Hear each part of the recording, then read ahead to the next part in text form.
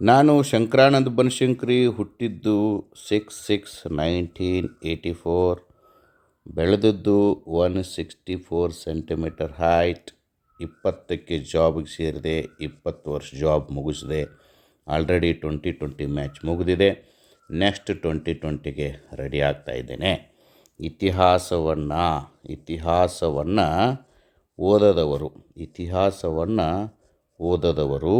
ಇತಿಹಾಸವನ್ನು ಸೃಷ್ಟಿಸಲಾರರು.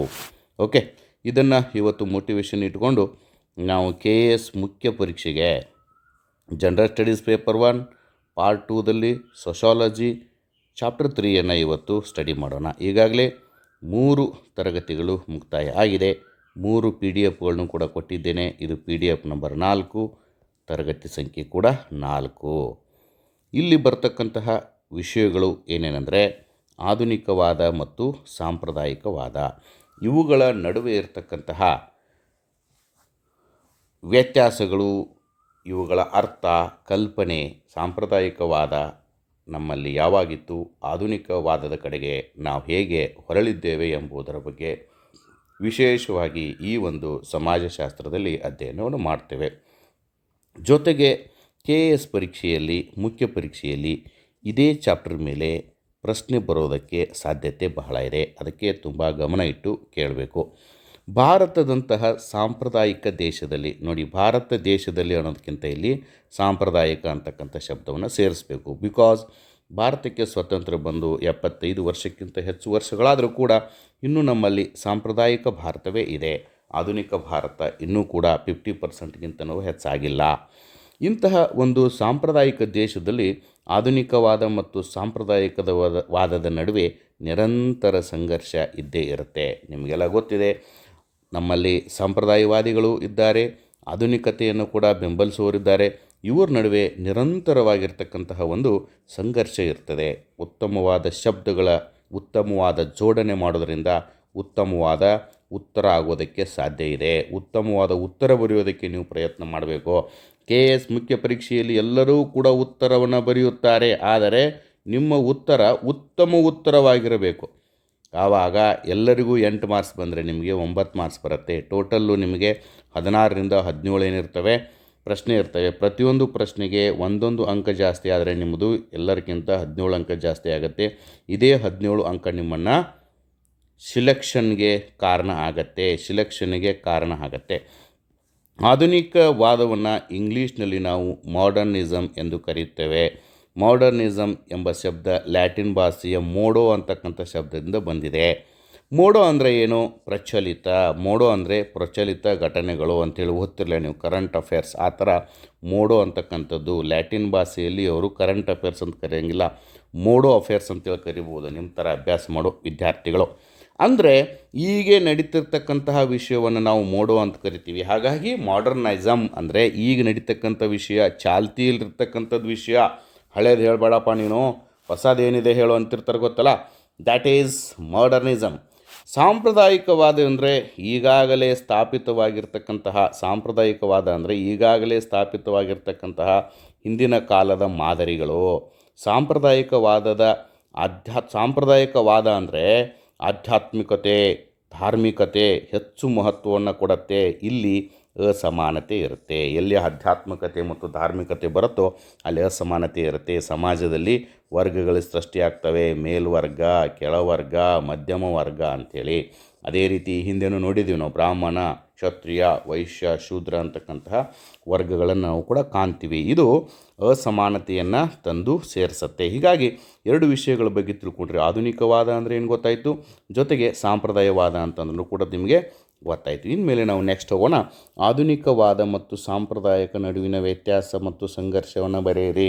ನೇರವಾಗಿ ಇದೇ ಥರ ಪ್ರಶ್ನೆ ಬರುತ್ತೆ. ನೇರವಾಗಿ ಇದೇ ಥರ KS ಮೇನ್ಸ್ಗೆ ಪ್ರಶ್ನೆ ಬರೋಕ್ಕೆ ಸಾಧ್ಯತೆ ಇದೆ. ಬಂದಾಗ ನೀವು ಇದೇ ರೀತಿಯಾಗಿ ಚಾರ್ಟ್ ಹಾಕಿ ಬರೀಬೇಕು. ಓಕೆ, ಅಲ್ಲಿ ಈ ಥರ ಗೆರೆ ಹಾಕೋತೇನು ಕೂಡಬೇಡಿ ನೀವು. ಓಕೆ, ಈ ಥರ ನೀವು ಗೆರೆ ಹಾಕಿ ಬರೆಯುವ ಅಗತ್ಯ ಇಲ್ಲ. ಪೇಪರನ್ನು ಸರಿಯಾಗಿ ಮಡಿಸ್ಬೇಕು ಈ ಥರ. ಓಕೆ, ಪೇಪರನ್ನು ಈ ಥರ ನೀವು ಮರ್ಚಬೇಕು ಕೈಯಿಂದ, ಆವಾಗ ಆಟೋಮೆಟಿಕ್ಕಾಗಿ ಮಾರ್ಜಿನ್ ಕ್ರಿಯೇಟ್ ಆಗುತ್ತೆ. ಈ ಥರ ನೀವು ಬರಿತಾ ಹೋಗಬೇಕು. ಸುಮ್ಮನೆ ಈ ಥರ ಗೆರೆ ಹಾಕಿ ಚಾರ್ಟ್ ಬರೆಯೋದಕ್ಕೆ ಅವಕಾಶವಿಲ್ಲ. ನಾನು ನಿಮಗೆ ತಿಳಿಲಿ ಅಂಥೇಳಿ ಈ ಥರ ಗೆರೆ ಹಾಕಿದೆ. ಈಗ ಅಳಿಸ್ತಾ ಇದ್ದೀನಿ ನೋಡಿ. ಮಡಚಿ ಯಾವ ಥರ ಬರೆದಿದ್ದೀನಿ ನೋಡಿ. ಆನ್ಸರ್ ಸ್ಕ್ರಿಪ್ಟ್ ಈ ಥರ ಇರಬೇಕು ನೋಡಿ. ಆನ್ಸರ್ ಸ್ಕ್ರಿಪ್ಟ್ ಈ ಥರ ಇರಬೇಕು. ಓಕೆ. ಶಾಂತಪ್ಪ ಜಡೆಮನಿ ಸಾಹೇಬರು ಈಗ IPS ಆಫೀಸರ್ ಆಗಿದಾರಲ್ಲ, ಅವರು ತುಂಬ ಚೆನ್ನಾಗಿ ಆನ್ಸರ್ ರೈಟಿಂಗ್ ಹೇಳ್ತಾರೆ. ಅವರು ಆನ್ಸರ್ ರೈಟಿಂಗ್ ಹೇಳಿದ್ದನ್ನು ನೋಡಿ ನಾನು ಕೂಡ ಏನು ಮಾಡ್ತಾಯಿದ್ದೀನಿ ಅಂದರೆ, ಕೇವಲ ಉತ್ತರವನ್ನು ಕೊಡದೆ ಉತ್ತರವನ್ನು ಯಾವ ಥರ ಬರಿಬೇಕು ಅಂತ ನಿಮಗೆ ಇವತ್ತಿಂದ ಹೇಳೋದಕ್ಕೆ ಪ್ರಯತ್ನ ಮಾಡ್ತಾ ಇದ್ದೇನೆ. ಓಕೆ. ಆಧುನಿಕವಾದ ಮತ್ತು ಸಾಂಪ್ರದಾಯಿಕವಾದ ಇದ್ರ ಬಗ್ಗೆ ವ್ಯತ್ಯಾಸಗಳನ್ನು ಬರೆಯಿರಿ ಅಂತ ಕೇಳಿದಾಗ ಈ ಥರ ಸಿಸ್ಟಮೆಟಿಕ್ಕಾಗಿ ಆನ್ಸರ್ ಸ್ಕ್ರಿಪ್ಟ್ ಮಾಡಿ. ನಾವು ಕೂಡ ಪರೀಕ್ಷೆ ಬರೆಯುವಾಗ ಇದೇ ಥರ ಸ್ಕ್ರಿಪ್ಟ್ ಮಾಡಿದ್ದೀವಿ. ಓಕೆ. ಫಸ್ಟ್ನೇದು, ಭೋಗವಾದ ಮತ್ತು ಭೌತವಾದಕ್ಕೆ ಮಹತ್ವ ಇದೆ. ಎಲ್ಲಿ? ಆಧುನಿಕವಾದದಲ್ಲಿ ಭೋಗಕ್ಕೆ ಮೊದಲ ಪ್ರಾಶಸ್ತ್ಯ, ಭೌತಕ್ಕೆ ಪ್ರಾಶಸ್ತ್ಯ. ಏನು ನಡೀತಾ ಇದೆ ಕಣ್ಣು ಮುಂದೆ ಇರಬೇಕದು. ಸಾಂಪ್ರದಾಯಿಕವಾದದಲ್ಲಿ ಆಧ್ಯಾತ್ಮಕ್ಕೆ ಪ್ರಾಶಸ್ತ್ಯ, ಧಾರ್ಮಿಕತೆಗೆ ಪ್ರಾಶಸ್ತ್ಯ, ದೇವರು ಅಂದರೂ ಪ್ರಾಶಸ್ತ್ಯ. ಇಲ್ಲಿ ಆಧುನಿಕವಾದದಲ್ಲಿ ಧರ್ಮ ನಿರಪೇಕ್ಷತೆ ಇದೆ, ಸೆಕ್ಯುಲರಿಸಮ್. ಓಕೆ. ಸೆಕ್ಯುಲರಿಸಮ್ ಅಂತಕ್ಕಂಥದ್ದು ಇದೆಯಲ್ಲ, ಎಲ್ಲಿದೆ ಅದು? ಈ ಧರ್ಮ ನಿರಪೇಕ್ಷತೆ ಅಂತಕ್ಕಂಥದ್ದು ಆಧುನಿಕವಾದದಲ್ಲಿದೆ. ಇಲ್ಲಿ ಜಾತೀಯತೆ ಇದೆ. ಜಾತಿ ಒಂದನೇದು, ನಾನು ಈಗಾಗಲೇ ಹೇಳಿದ್ದೀನಿ, ನಿನ್ನ ಹೆಸರೇನಪ್ಪ ಅಂತ ಕೇಳ್ತಾರೆ ಮೊದಲು. ಎರಡನೇದು, ನಿನ್ನ ಸರ್ನೇಮ್ ಏನಪ್ಪ ಅಂತ ಕೇಳ್ತಾರೆ. ಮೂರನೇದು, ನಿಮ್ಮದು ಯಾವ ಊರತ್ತು ಕೇಳ್ತಾರೆ. ನಾಲ್ಕನೇದು ಕೇಳೋದೇ ಯಾರು ಹೇಳಿ, ನಿನ್ನ ಜಾತಿ ಯಾವುದು ಅಂತ ಕೇಳ್ತಾರೆ. ಸೊ ದ್ಯಾಟ್ ಇಲ್ಲಿ ಸಾಂಪ್ರದಾಯಿಕವಾದಿಗಳ ನೆಕ್ಸ್ಟ್ ಕ್ವಶನ್ನೇ ಜಾತಿ. ಇಲ್ಲಿ ಆಧುನಿಕವಾದದಲ್ಲಿ ನೆಕ್ಸ್ಟ್ ಕ್ವಶನ್ನೇ ನೀವೇನು ಕೆಲಸ ಮಾಡ್ತೀರಿ ಅಂತ ಕೇಳ್ತಾರೆ. ಓಕೆ. ನೀವೇನು ಕೆಲಸ ಮಾಡ್ತೀರಿ ಅದರ ಆಧಾರದ ಮೇಲೆ ನೀನು ಎಷ್ಟು ಆಧುನಿಕವಾಗಿದೆಯಾ, ಎಷ್ಟು ಪರ್ಫೆಕ್ಟ್ ಇದೆಯಾ ಅಂತ ನೋಡ್ತಾರೆ. ಇಲ್ಲಿ ನಿನ್ನ ಜಾತಿ ಆಧಾರದ ಮೇಲೆ ನಿನ್ನ ಪರ್ಫೆಕ್ಷನನ್ನು ನೋಡ್ತಾರೆ. ಇಲ್ಲಿ ಧರ್ಮಕ್ಕೆ ಹೆಚ್ಚು ಮಹತ್ವವೇ ಇಲ್ಲ ಆಧುನಿಕವಾದದಲ್ಲಿ. ಆದರೆ ಇಲ್ಲಿ ಧರ್ಮೋ ರಕ್ಷತಿ ರಕ್ಷತಃ ಅಂತಿರ್ತಾರೆ. ಎಲ್ಲಿ? ಸಾಂಪ್ರದಾಯಿಕವಾದದಲ್ಲಿ. ಜಗತ್ತನ್ನು ವೈಜ್ಞಾನಿಕ ಮತ್ತು ವೈಚಾರಿಕ ದೃಷ್ಟಿಯಿಂದ ನೋಡುತ್ತದೆ. ಯಾವುದು? ಆಧುನಿಕವಾದ ಜಗತ್ತನ್ನು ವೈಜ್ಞಾನಿಕ ಮತ್ತು ವೈಚಾರಿಕ ದೃಷ್ಟಿಯಿಂದ ನೋಡುತ್ತೆ. ಸಾಂಪ್ರದಾಯವಾದ ಅತಾರ್ಕಿಕ ಸ್ವರೂಪದ್ದು, ವೈಚಾರಿಕ ಚಿಂತನೆಯೇ ಇಲ್ಲ, ವೈಜ್ಞಾನಿಕತೆ ಇಲ್ಲ, ಮೂಢನಂಬಿಕೆಗಳಿಗೆ ಅವಕಾಶ ಇದೆ ಇಲ್ಲಿ. ಇದು ನೆಕ್ಸ್ಟ್ ಇದೆ ನೋಡಿ. ಆಧುನಿಕವಾದದಲ್ಲಿ ಮೂಢನಂಬಿಕೆಗೆ ಮಹತ್ವ ಇಲ್ಲ. ಇಲ್ಲಿ ಮೂಢನಂಬಿಕೆ ಮತ್ತು ಕಂದಾಚಾರಕ್ಕೆ ಮಹತ್ವ ಇದೆ. ಒಂದು ಪಾಯಿಂಟ್ ಇನ್ನೊಂದು ಪಾಯಿಂಟಿಗೆ, ಮೇಲಿನ ಪಾಯಿಂಟು ಕೆಳಗಿನ ಪಾಯಿಂಟಿಗೆ ರಿಲೇಟ್ ಮಾಡ್ತಾ ಹೋದರೆ ನೆನಪು ಉಳಿದು ಬಿಡ್ತದೆ ನಿಮಗೆ. ಇಲ್ಲಿ ಪರಿವರ್ತನೆಗೆ ಮಹತ್ವ ಇದೆ, ಇಲ್ಲಿ ಸ್ಥಿರತೆಗೆ ಮಹತ್ವ ಇದೆ. ಓಕೆ. ಇಲ್ಲಿ ಆಧುನಿಕವಾದದಲ್ಲಿ ಏನು ಪರಿವರ್ತನೆಗೆ ಮಹತ್ವ ಇದೆ, ಸಾಂಪ್ರದಾಯಿಕವಾದದಲ್ಲಿ ಪರಿವರ್ತನೆಗೆ ಮಹತ್ವ ಇಲ್ಲ. ನೀವು ಒಂದು ವೇಳೆ ಶಬ್ದಗಳು ಕಡಿಮೆ ಬೀಳಕತ್ತು ಅಂದರೆ ನೀವು ಮುಂದೆ ಇದನ್ನೂ ಬರ್ಕೋತ ಹೋಗ್ಬೇಕು.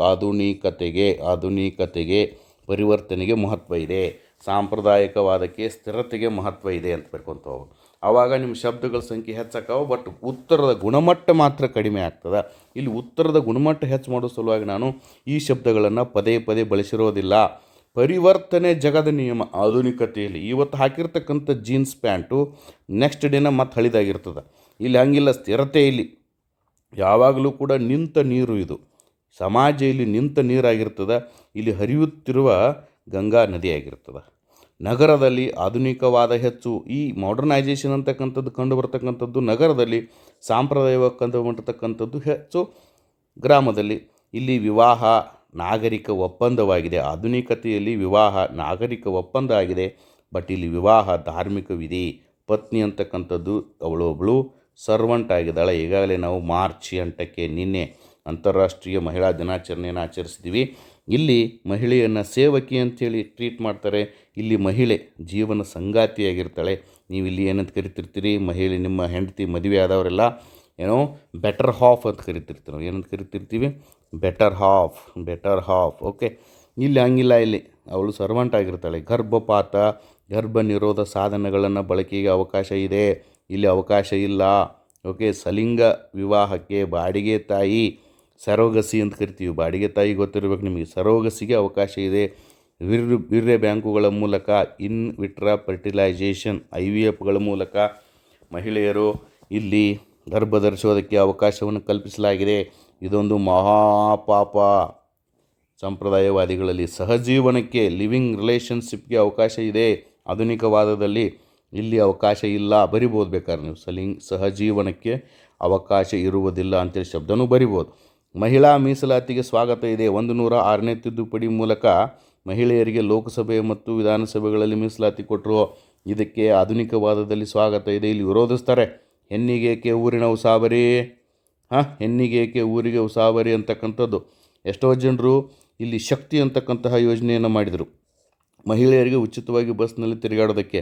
ಇದನ್ನು ಆಧುನಿಕವಾದದವರು ಬಹಳ ಚೆನ್ನಾಗಿ ಇದ್ರದ್ದು ಸರಿಯಾಗಿದೆ ಅಂದರು. ಬಟ್ ಸಾಂಪ್ರದಾಯವಾದಿಗಳು ಹೇಳಿದ್ರು, ಹೆಣ್ಮಕ್ಳಿಗೆ ಬಸ್ನಲ್ಲಿ ಓಡಾಡಿಸ್ಬಿಟ್ಟು ಅವ್ರನ್ನ ಕೆಡಿಸ್ಬಿಡ್ತಾ ಇದ್ದಾರೆ, ಅವ್ರನ್ನೆಲ್ಲ ಹಾಳು ಮಾಡ್ತಾ ಇದ್ದಾರೆ ಅಂತಕ್ಕಂಥದ್ದು ಇಲ್ಲಿ ಮಾತನಾಡಿದರು ಸಂಪ್ರದಾಯವಾದಿಗಳು. ಓಕೆ, ನೆಕ್ಸ್ಟು ಭಾಳ ಇಂಪಾರ್ಟೆಂಟ್ ಆಗಿರ್ತಕ್ಕಂಥ ಚಾಪ್ಟ್ರಿಗೆ ಬರ್ತಾಯಿದ್ದೀವಿ. ಇದು ಒಂದೇ ಕಲ್ಲಿನಲ್ಲಿ ಎರಡು ಹಕ್ಕಿಗಳನ್ನು ಹೊಡಿತಕ್ಕಂಥ ಚಾಪ್ಟ್ರು. ಈ ಚಾಪ್ಟರ್ ನಿಮಗೆ ಎಸ್ಸೆ ಬರೆಯೋದಕ್ಕೂ ಕೂಡ ಅನುಕೂಲ ಆಗತ್ತೆ, ಜೊತೆಗೆ ಸೋಷಾಲಜಿಗೂ ಕೂಡ ಅನುಕೂಲ ಆಗತ್ತೆ. ನೀಟಾಗಿ ನೋಡ್ಕೊಳ್ಳಿ. ಈ ಪಾಠದಲ್ಲಿ 5 ಸಮಸ್ಯೆಗಳಿದೆ. ಓಕೆ, ಇಲ್ಲಿ ಒಂದೇ ಸಮಸ್ಯೆ ಇಲ್ಲ, ಇಲ್ಲಿ 5 ಸಮಸ್ಯೆಗಳಿದೆ ನಿಮ್ಮ ಸಿಲಾಬಸ್ಸಲ್ಲಿ. ಸಮಕಾಲೀನ ಸಾಮಾಜಿಕ ಅನಿಷ್ಟಗಳ ಬಗ್ಗೆ ಚರ್ಚಿಸಿ ಅಂತಕ್ಕಂಥ ಕ್ವಶನು ಬರ್ಬೋದು. ಈ ಕೆಲವೊಂದು ಏನದಾವಲ್ಲ ಇವು ಪಠ್ಯದಲ್ಲಿ ಕೊಟ್ಟಿದ್ದಾರೆ. ಈ 5 ವಿಷಯಗಳ ಬಗ್ಗೆ ಪ್ರತ್ಯೇಕವಾಗಿಯೂ ಕೂಡ ಪ್ರಶ್ನೆ ಬರ್ಬೋದು. ಈ 5 ವಿಷಯಗಳನ್ನ ಸೇರಿಸ್ಬಿಟ್ರೆ ಒಂದು ಪ್ರಬಂಧನೇ ಆಗಿಬಿಡ್ತದೆ. ಸಮಕಾಲೀನ ಸಾಮಾಜಿಕ ಸಮಸ್ಯೆಗಳ ಬಗ್ಗೆ ಬರೀರಿ ಅಂತೇಳಿ ನೀವು ಪ್ರಬಂಧ ಬರೆದ್ರೂ ಕೂಡ ಪೇಪರ್ 1ರಲ್ಲಿ ನಿಮಗೆ ಎಸ್ಸೆ ರೈಟಿಂಗ್ ಇದೆ. ಆ ಎಸ್ಸೆ ರೈಟಿಂಗ್ದಲ್ಲಿ ಈಗಾಗಲೇ ಗೊತ್ತು 250 ಮಾರ್ಕ್ಸ್ ಇದೆ. 2 ಎಸ್ಸೆ ಬರ್ತವೆ, ಪ್ರಚಲಿತ ಎಸ್ಸೆಗಳೇ ಇರ್ತವೆ KSದಲ್ಲಿ. ಓಕೆ, ಇಲ್ಲಿ ತನಕ 3 ವರ್ಷ ನಾವು ನೋಡಿದ್ದೀವಿ. ಕರೆಂಟ್ ಬೇಸ್ಡ್ ಎಸ್ಸೆಗಳನ್ನೇ ಇದೆ. ಓಕೆ, ಎಥಿಕಲ್ ಎಸ್ಸೆಗಳು ಇಲ್ಲಿ ತನಕ ಕೇಳಿಲ್ಲ, ಆದರೂ ಕೂಡ ಬರೋ ಸಾಧ್ಯತೆ ಇದೆಯೋ ಇಲ್ಲೋ ನಮಗೂ ಗೊತ್ತಿಲ್ಲ. ಅಂಥದ್ದೆಲ್ಲ ಊಹಿಸೋದಕ್ಕೆ ನಮಗೆ ಸಾಧ್ಯ ಇಲ್ಲ. ಆದರೂ ಕೂಡ ಬಂದರೂ ಕೂಡ ನೀವು ಬರೆಯೋದಕ್ಕೆ ತಯಾರಿ ಆಗಿರಬೇಕು. ಸೊ ದ್ಯಾಟ್ ನೀವು IAS ಪರೀಕ್ಷೆ ಎಸ್ಸೆಗಳನ್ನು ಒಂದು ಸರಿ ನೋಡ್ಕೊಂಬಿಡಿ. ಓಕೆ, ಈ ಕುರಿತು ಯಾರಾದರೂ ಚೆನ್ನಾಗಿ ಪ್ರಬಂಧ ಬರೆದ್ರೆ ನನಗೆ ಏನು ಮಾಡಿ PDF ಮಾಡಿ ಕಳಿಸಿ. ಸಮಕಾಲೀನ ಸಾಮಾಜಿಕ ಅನಿಷ್ಟಗಳಲ್ಲಿ ಮೊದಲನೇದು ಮೂಲಭೂತವಾದ ಮತ್ತು ಭಯೋತ್ಪಾದಕತೆ. ಓಕೆ, ಫಂಡಮೆಂಟಲಿಸಮ್ ಆ್ಯಂಡ್ ಟೆರರಿಸಮ್ ಅನ್ನು ಸೇರಿಸಿ ಅವನು ಟಾಪಿಕ್ ಇಟ್ಟಿದ್ದಾನೆ. ಮೂಲಭೂತವಾದ ಅಂದರೆ ಏನು? ಮೂಲಭೂತವಾದ ಅಂದರೆ ಇದೊಂದು ಧಾರ್ಮಿಕ ಆಂದೋಲನ. ಇದು ಅಥವಾ ಕೆಲವರು ಹೊಂದಿರುವ ಅತಿರೇಕದ ದೃಷ್ಟಿಕೋನ. ಅದರ ಬಗ್ಗೆ, ಅವರ ಧರ್ಮದ ಬಗ್ಗೆ ಕೆಲವರು ಹೊಂದಿರತಕ್ಕಂತಹ ಅತಿರೇಕದ ದೃಷ್ಟಿಕೋನವೇ ಈ ಒಂದು ಮೂಲಭೂತವಾದ. ಇವರು ಸಮಾಜದ ಮೂಲಭೂತ ತತ್ವಗಳಿಗೆ ಹಿಂದಿರುಗುವ ಪ್ರವೃತ್ತಿಯಾಗಿರುತ್ತಾರೆ. ಇವರೇನಂತಾರೆ?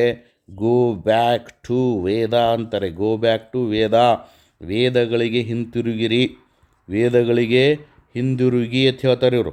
ಯಾರು? ಮೂಲಭೂತವಾದಿಗಳು. ಇವರು ಪ್ರಗತಿಪರರ ಅಭಿಪ್ರಾಯಗಳನ್ನು ಅಸಹನೆಯಿಂದ ನೋಡುತ್ತಾರೆ. ಸಮಾಜದಲ್ಲಿ ಸಲಿಂಗ ವಿವಾಹ ನಡೀತಂದರೆ ಇವ್ರಿಗೆ ಆಗಂಗಿಲ್ಲ. ಪ್ರಗತಿಪರರ ಅಭಿಪ್ರಾಯಗಳನ್ನ ವಿರೋಧಿಸ್ತಾರೆ. ಫೆಬ್ರವರಿ 14ರಂದು ಏನಾದರೂ ಪ್ರೇಮಿಗಳ ದಿನಾಚರಣೆ ಆಚರಿಸ್ತಿದ್ರಂದ್ರೆ ಇವ್ರಿಗೆ ನೋಡೋಕ್ಕಾಗಂಗಿಲ್ಲ. ಇಂತಹವರು ಧರ್ಮ ನಿರಪೇಕ್ಷತೆಯನ್ನು ವಿರೋಧಿಸುತ್ತಾರೆ. ಅಂತರ್ಜಾತೀಯ ವಿವಾಹಗಳು ಯಾವುದಾದ್ರೂ ಆದರೆ ಇವರು ವಿರೋಧ ಸ್ಟಾರ್ಟ್ ಆಗುತ್ತೆ. ಆ ತರಹದ ಮೂಲಭೂತವಾದಿಗಳು ಅಂದ್ರೆ ಯಾರು ಅನ್ನೋ ಕಾನ್ಸೆಪ್ಟ್ ಬಂತು ನಿಮಗೆ 1970ರ ಸುಮಾರಿಗೆ. ಕೆಲವು ಸಮೂಹಗಳಲ್ಲಿ ಇದು ಕಾಣಿಸಿಕೊಂಡಿತು. ಮೂಲಭೂತವಾದವು ಇಂದು ಇಡೀ ಜಗತ್ತನ್ನು ನಕಾರಾತ್ಮಕವಾಗಿ ಪ್ರಭಾವಿಸಿದೆ. ಮೂಲಭೂತವಾದಕ್ಕೆ ನಮ್ಮ ಬೆಂಬಲ ಇಲ್ಲ, ಯಾಕಂದರೆ ಇದು ನಕಾರಾತ್ಮಕ ಬೆಳವಣಿಗೆ. ನಾವೆಲ್ಲನೂ ಕೂಡ ಏನಾಗೋರು ಕರ್ನಾಟಕ ಸರ್ಕಾರದಲ್ಲಿ ಆಫೀಸರ್ಸ್ ಆಗೋರಿರೋದ್ರಿಂದ ನಮ್ಮ ದೃಷ್ಟಿಕೋನ ಏನೋ ಮೂಲಭೂತವಾದಕ್ಕೆ ವಿರುದ್ಧವಾಗಿರಬೇಕು. ಇದು ಉಗ್ರವಾದಿಗಳ ಒಂದು ತತ್ವಾದರ್ಶವಾಗಿದೆ. ಇದರ ಪ್ರತಿಪಾದಕರು ಯಾರದಾರಲ್ಲ, ನಾವೇ ಸರಿ ಇತರರೇ ತಪ್ಪು ಅಂತಕ್ಕಂಥ ಕಲ್ಪನೆ ಇರುತ್ತೆ ಇವರಿಗೆ. ಧರ್ಮದ ಬಗ್ಗೆ ಅತಿರೇಕದ ಭಾವನೆಯನ್ನು ಹೊಂದಿರ್ತಾರೆ. ನೈತಿಕವಾಗಿ ನಮ್ಮದು ಸರಿ, ನಮ್ಮ ಉದ್ದೇಶಗಳು ಉದಾತ್ತ ಅಂತೇಳಿ ತಾವು ತಿಳ್ಕೊಂಡ್ಬಿಟ್ಟಿರ್ತಾರೆ. ಬಲಾತ್ಕಾರ ಮತ್ತು ಶಕ್ತಿಯನ್ನು ಬಳಸಿ ಎದುರಾಳಿಯನ್ನು ಸೋಲಿಸುವುದಕ್ಕೆ ಇವರು ಪ್ರಯತ್ನಿಸುತ್ತಾರೆ. ಇದು ಮೂಲಭೂತವಾದಿಗಳ ಲಕ್ಷಣಗಳಾಗಿದೆ. ಇಷ್ಟಾದರೆ ನೀವು ಮೂಲಭೂತವಾದದ ಬಗ್ಗೆ ನೀವು 2 ಪುಟ ಬರಿಬೋದು, ಇಷ್ಟೇ ತಿಳ್ಕೊಂಡ್ರೂ ಕೂಡ. ನೆಕ್ಸ್ಟ್ ನಾವೆಲ್ಲಿ ಹೋಗೋಣ? ಭಯೋತ್ಪಾದನೆ. ಆ ಮೂಲಭೂತವಾದವೇ ಯಾವುದಕ್ಕೆ ಕಾರಣ ಆಗ್ತದೆ? ಭಯೋತ್ಪಾದನೆಗೆ ಕಾರಣ ಆಗ್ತದೆ. ಭಯೋತ್ಪಾದನೆ ಅಂದರೆ ಏನು ನೋಡಿ, PSIದಲ್ಲಿ ಯಾರಾದರೂ ಎಸ್ಸೆ ಬರೆಯವರಿದ್ದರೆ ಈ ಭಯೋತ್ಪಾದನೆ ಮೇಲೆ ಪ್ರಬಂಧಗಳು ಬರ್ತಿರ್ತವೆ. KSದಲ್ಲೂ ಕೂಡ ಇಂಥ ಎಸ್ಸೆಗಳು ಬರೋದಕ್ಕೆ ಸಾಧ್ಯತೆ ಕಡಿಮೆ, ಆದರೂ ಬಂದರೂ ಕೂಡ, ಅಥವಾ ಆಯ್ಕೆ ವಿಚಾರದಲ್ಲಿ ಬಂದಾಗ ನಿಮಗೆ ಯಾವುದೂ ಆಯ್ಕೆಗಳು ಬರಲಿಲ್ಲ, ಇಂಥದ್ದು ಇತ್ತಂದರೆ ಭಯೋತ್ಪಾದಕತೆ, ಓಕೆ, ನಕ್ಸಲಿಸಮ್, ಸಾಮಾಜಿಕ ಅನಿಷ್ಟಗಳು, ಸೋಷಿಯಲ್ ಎಸ್ಸೆಗಳನ್ನು ಬರೆಯೋದಕ್ಕೆ ಭಾಳ ಸರಳ. ಅಂಕಿಅಂಶಗಳಿರೋದಿಲ್ಲ. ಪದಗಳ ಬಂಧವನ್ನು ಜೋಡಿಸ್ತಾ ಹೋದರೆ ಸಾಕಲ್ಲಿ. ಅತ್ಯುತ್ತಮ ಪದಗಳ ಅತ್ಯುತ್ತಮ ಜೋಡಣೆ, ಅತ್ಯುತ್ತಮ ಪದಗಳ ಅತ್ಯುತ್ತಮ ಜೋಡಣೆಯನ್ನು ಮಾಡಿದರೆ ಮುಗಿದೋಯ್ತು. ಎಲ್ಲಿ? ಸೋಷಾಲಜಿ ಎಸ್ಸೆಯಲ್ಲಿ. ಅದಕ್ಕೆ ಸೋಷಾಲಜಿ ಕೊನೆಗೆ ಯಾವುದೂ ಎಸ್ಸೆ ಬರಲಿಲ್ಲ ಅಂದ್ರೆ ಸೋಷಾಲಜಿ ಎಸ್ಸೆನ ಬರಿಬೇಕು. ಭಯೋತ್ಪಾದನೆಗೆ ಬರೋಣ. ಟೆರರಿಸಮ್. ಭಯೋತ್ಪಾದನೆ ಎಂಬುದು ರಾಜಕೀಯ ಪ್ರೇರಿತ ಕ್ರಿಯೆಯಾಗಿದೆ. ಇದು ಮನೋವೈಜ್ಞಾನಿಕ ಭೌತಿಕ ಘಟಕಾಂಶಗಳನ್ನು ಹೊಂದಿದೆ. ಇದರಲ್ಲಿ ಕೆಲವು ವ್ಯಕ್ತಿಗಳು, ಸಣ್ಣ ಸಮೂಹಗಳು ತಮ್ಮ ಬೇಡಿಕೆಗಳನ್ನು ಈಡೇರಿಸಿಕೊಳ್ಳುವುದು ರಾಜ್ಯ ಅಥವಾ ಸಮುದಾಯದ ಮೇಲೆ ಒತ್ತಡವನ್ನು ಹೇರ್ತವೆ. ಇದೇ ಭಯೋತ್ಪಾದನೆ. ಭಯೋತ್ಪಾದನೆ ಅಂತಕ್ಕಂಥದ್ದು ರಾಜ್ಯ ವಿರೋಧಿ ಸಂಘಟನೆ, ರಾಜ್ಯಕ್ಕೆ ವಿರೋಧಿ. ರಾಜ್ಯ ಮೀನ್ಸ್ ಆರ್ಟಿಕಲ್ 12 ನೆನಪು ಮಾಡ್ಕೋಬೇಕು. ಬರೀ ರಾಜ್ಯ ಅಂದ ತಕ್ಷಣ ನೀವು ಕರ್ನಾಟಕ ರಾಜ್ಯ ತಿಳ್ಕೊಬೇಡಿ. ರಾಜ್ಯ ಅಂದರೆ ದೇಶ. ಭಾರತ ಸಂವಿಧಾನದ 12ನೇ ಆರ್ಟಿಕಲ್ದಲ್ಲಿ ಸ್ಟೇಟ್ ಮೀನಿಂಗ್ ಕೊಟ್ಟಿದ್ದಾನೆ. ಓಕೆ. ಈ ಭಯೋತ್ಪಾದನೆ ಅಂತಕ್ಕಂಥದ್ದು ರಾಜಕೀಯ ಪ್ರೇರಿತ ಕ್ರಿಯೆಯಾಗಿದ್ದು, ಇದು ಮನೋವೈಜ್ಞಾನಿಕ ಭೌತಿಕ ಘಟಕಾಂಶಗಳನ್ನು ಹೊಂದಿದ್ದು, ಇದರಲ್ಲಿ ಕೆಲವು ವ್ಯಕ್ತಿಗಳು, ಸಣ್ಣ ಸಮೂಹಗಳು ತಮ್ಮ ಬೇಡಿಕೆಯನ್ನು ಈಡೇರಿಸಿಕೊಳ್ಳಲು ರಾಜ್ಯ ಅಥವಾ ಸಮುದಾಯದ ಮೇಲೆ ಯಾವಾಗಲೂ ಕೂಡ ಒತ್ತಡವನ್ನು ಹೇರುತ್ತೆ. ಕೊಲಿನ್ಸ್ ಡಿಕ್ಷನರಿ ಆಫ್ ಸೋಷಾಲಜಿ ಅವರು ಈ ಒಂದು ಡೆಫಿನಿಷನ್ನ ಕೊಟ್ಟಿದ್ದಾರೆ. ಈ ಭಯೋತ್ಪಾದನೆಯ ಲಕ್ಷಣಗಳೇನಿದೆ? ಇದೊಂದು ರಾಜ್ಯ ವಿರೋಧಿ ಕ್ರಿಯೆ. ನೋಡಿ, ಭಯೋತ್ಪಾದಕರು ಪೊಲೀಸ್, ಸೈನಿಕರು, ನ್ಯಾಯಾಧೀಶರು, ಸಾರ್ವಜನಿಕ ಆಸ್ತಿ ಇವುಗಳ ಮೇಲೆ ದಾಳಿಯನ್ನು ಮಾಡಿ ಭಯವನ್ನು ಹುಟ್ಟಿಸ್ತಾರೆ. ಇದೊಂದು ಅಂತಾರಾಷ್ಟ್ರೀಯ ಸಮಸ್ಯೆ. ಭಯೋತ್ಪಾದನೆ ಅಂತಕ್ಕಂಥದ್ದು ಕೇವಲ ಭಾರತದಲ್ಲಿ ಮಾತ್ರ ಇಲ್ಲ, ಅಮೇರಿಕಾದಲ್ಲಿಯೂ ಇದೆ, ಫ್ರಾನ್ಸ್ದಲ್ಲಿಯೂ ಇದೆ, ಜಪಾನ್ದಲ್ಲಿಯೂ ಇದೆ, ಪಾಕಿಸ್ತಾನದಲ್ಲಿಯೂ ಇದೆ. ಇದು ಅಂತಾರಾಷ್ಟ್ರೀಯ ಸಮಸ್ಯೆ. ಇದು ಹಿಂಸಾತ್ಮಕವಾಗಿ ನಡೀತದೆ. ಭಯೋತ್ಪಾದನೆ ಅಂತಕ್ಕಂಥದ್ದು ಅಹಿಂಸೆಯಿಂದ ನಡೀತಕ್ಕಂಥದ್ದಲ್ಲ. ಪ್ರೇ ಆ್ಯಂಡ್ ಪಿಟಿಷನ್ ಇಲ್ಲ ಇಲ್ಲಿ ಹಿಂಸೆ ನಡೀತದೆ. ಇಲ್ಲಿ ಬಂದೂಕುಗಳು, ಗುಂಡುಗಳು ಸದ್ದಾಗ್ತದೆ. ಇಲ್ಲಿ ವ್ಯಕ್ತಿಗಳನ್ನು ಅಪಹರಿಸುವುದು, ಕೊಲ್ಲುವುದು, ಓಕೆ, ವಿಮಾನಗಳನ್ನು ಅಪಹರಿಸುವುದು, ಅತ್ಯಾಚಾರ ಮಾಡುವುದು, ಹಿಂಸೆ ವ್ಯಾಪಕವಾಗಿ ನಡೀತದೆ. ಎಲ್ಲಿ? ಈ ಒಂದು ಭಯೋತ್ಪಾದನೆಯಲ್ಲಿ. ಓಕೆ. ಇದು ಕಾನೂನು ವಿರೋಧಿ ಕೃತ್ಯವಾಗಿದೆ. ನಾಗರಿಕ ಸಮಾಜದ ಎಲ್ಲ ಕಾನೂನುಗಳನ್ನ ಮೀರಿಸ್ತದೆ ಇದು.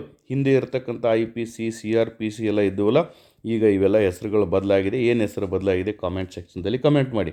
ಇವುಗಳನ್ನೆಲ್ಲನೂ ಕೂಡ ಇದೇನು ಮಾಡ್ತದ? ವಿರೋಧಿಸಿ ಅದನ್ನು ಮೀರಿ ನಡೀತದೆ. ಭಯೋತ್ಪಾದನೆ ರಾಜಕೀಯ ಉದ್ದೇಶ ಹೊಂದಿರುತ್ತದೆ. ಜಗತ್ತಿನ ಇತರ ಭಾಗಗಳಲ್ಲಿ ನಡೀತಕ್ಕಂಥ ಭಯೋತ್ಪಾದನೆ ಕೃತ್ಯ ವಿಶ್ಲೇಷಿಸಿದಾಗ ಅವುಗಳ ಹಿಂದೆ ಪ್ರಬಲ ರಾಜಕೀಯ ಉದ್ದೇಶ ಇರ್ತದೆ. ಪ್ರಸ್ತುತ ಆಳುವ ಸರ್ಕಾರವನ್ನು ಹೆಂಗಾದರೂ ಮಾಡಿ ಕಿತ್ತೆಸೆದು ನಮಗೆ ಬೇಕಾಗಿರ್ತಕ್ಕಂಥ ಸರ್ವಕಾರವನ್ನು ಅಲ್ಲೇನು ಮಾಡಬೇಕು? ಪ್ರತಿಷ್ಠಾಪನೆ ಮಾಡಬೇಕು ಅಂತಕ್ಕಂಥ ಉದ್ದೇಶ ಇರ್ತದೆ. ಇದು ದುರ್ಬಲರ ತಂತ್ರ. ಇದು ಭಯೋತ್ಪಾದನೆ ಅಂತಕ್ಕಂಥದ್ದು ಸಬಲರ ತಂತ್ರ ಅಲ್ಲ. ಸಬಲರು ಭಯೋತ್ಪಾದನೆಯನ್ನು ಮಾಡುವುದಿಲ್ಲ. ದುರ್ಬಲನು, ಓಕೆ, ತಂತ್ರ ಇದು. ಯಾರ ವಿರುದ್ಧ ದುರ್ಬಲ? ಒಂದು ರಾಜ್ಯಕ್ಕೆ ಹೋಲಿಸಿದರೆ ಇದೊಂದು ದುರ್ಬಲವಾಗಿರ್ತಕ್ಕಂಥ ಸಂಘಟನೆ. ಎಷ್ಟೇ ಅವರು ಸಂಘಟಕರಾಗಿರಲಿ, ಆದರೆ ರಾಜ್ಯಕ್ಕೆ ಸರಿಸಮಾನ ಆಗೋದಕ್ಕೆ ಸಾಧ್ಯನೇ ಇಲ್ಲ. ಇದು ರಾಜ್ಯ ಮೀನ್ಸ್ ದೇಶ. ರಾಜ್ಯ ಮೀನ್ಸ್ ಎಲ್ಲೆಲ್ಲಿ ರಾಜ್ಯ ಬಳಸಿದೆಯೋ ಅಲ್ಲೆಲ್ಲಿ ದೇಶ ಅಂತ ತಿಳ್ಕೊಬೇಕು. ಬಟ್ ನೀವು ಕೂಡ ರಾಜ್ಯನೇ ಅಂತ ಬರೀಬೇಕು. ಆವಾಗ ಕಾನ್ಸ್ಟಿಟ್ಯೂಷನ್ ಸರಿಯಾಗಿ ಇವನಿಗೆ ಅರ್ಥ ಆಗಿದೆ ಅಂತ ಗೊತ್ತಾಗುತ್ತೆ. ದೇಶದ ಸೈನ್ಯ ಶಕ್ತಿ ಹೊಂದಿರುವ ಶಕ್ತಿ ಇವ್ರ ಕಡೆ ಇರೋದಿಲ್ಲ. ನೇರಾನೇರಿ ಯುದ್ಧ ಮಾಡಲ್ಲ ಇವರು. ಗೆರಿಲ್ಲಾ ತಂತ್ರವನ್ನು ಮಾಡ್ತಾರೆ, ಹಿಂದಿನಿಂದ ಪಿತೂರಿ ಮಾಡುತ್ತಾರೆ. ಹಾಗೆ ಇದೊಂದು ದುರ್ಬಲರ ಗುಂಪು. ಏನಾದರೂ ನಿನಗೆ ಇದ್ದರೆ ನೇರಾನೇರ್ ಬಾ ಅಂತಿರ್ತಾರೆ ಗೊತ್ತಾ ಹಳ್ಳಿ ಒಳಗೆ. ಹಾಗೆ ನೇರಾನೇರ್ ಬರುವಂಥವ್ರಲ್ಲ ಇವರು. ಹಿಂದಿನಿಂದ ಬಂದು ಚಾಕು ಹಾಕೋರು. ಭಯೋತ್ಪಾದನೆಗೆ ಕಾರಣಗಳೇನು? ಒಂದು ವರ್ಗ ಸೌಲಭ್ಯದಿಂದ ವಂಚಿತರಾದಾಗ ಅದನ್ನು ಪಡೆಯಲೇಬೇಕು ಅಂತಕ್ಕಂತಹ ಹಂಬಲ ಭಯೋತ್ಪಾದನೆಗೆ ಇಳಿಯೋದಕ್ಕೆ ಕಾರಣ ಆಗುತ್ತೆ. ಅಧಿಕಾರದಲ್ಲಿರ್ತಕ್ಕಂಥ ಸರ್ಕಾರಗಳು ಅಲ್ಪಸಂಖ್ಯಾತರನ್ನ ದಮನಿಸಿ ಬಹುಸಂಖ್ಯಾತರನ್ನು ಗಮನಿಸದೆ, ಒಂದೊಂದು ಸರ್ಕಾರಗಳೇನು ಮಾಡ್ತವೆ? ಅಲ್ಪಸಂಖ್ಯಾತರನ್ನ ಗಮನಿಸ್ತವೆ, ಬಹುಸಂಖ್ಯಾತರನ್ನು ಏನು ಮಾಡ್ತವೆ? ದಮನಿಸ್ತವೆ. ಕೆಲವೊಂದು ಸರ್ಕಾರಗಳು ಅಲ್ಪಸಂಖ್ಯಾತರನ್ನ ದಮನಿಸ್ತವೆ, ಬಹುಸಂಖ್ಯಾತರನ್ನ ಗಮನಿಸ್ತವೆ. ಇಲ್ಲಿ ಯಾರನ್ನು ಗಮನಿಸಿರ್ತಾರೋ ಅವ್ರು ಸುಮ್ಮನೆ ಇರ್ತಾರೆ. ಯಾರು ದಮನಕ್ಕೆ ಒಳಗಾಗಿರ್ತಾರೋ ಅವ್ರು ಏನು ಮಾಡ್ತಾರೆ? ಭಯೋತ್ಪಾದಕನೇ ಸಂಘಟನೆಯನ್ನು ಮಾಡಿಕೊಂಡು ಭಯೋತ್ಪಾದನೆ ಮಾಡೋದಕ್ಕೆ ಪ್ರಯತ್ನವನ್ನು ಮಾಡ್ತಾರೆ. ಅದೇ ರೀತಿ ಸಬಲ ದೇಶವನ್ನು ನೆರೆಯ ದುರ್ಬಲ ದೇಶಗಳು ಸಬಲ ದೇಶದಲ್ಲಿರ್ತಕ್ಕಂತಹ ಉಗ್ರಗಾಮಿಗಳಿಗೆ ಉದಾರ ನೆರವನ್ನು ನೀಡ್ತಾರೆ, ಕುಮ್ಮಕ್ಕು ನೀಡ್ತಾರೆ.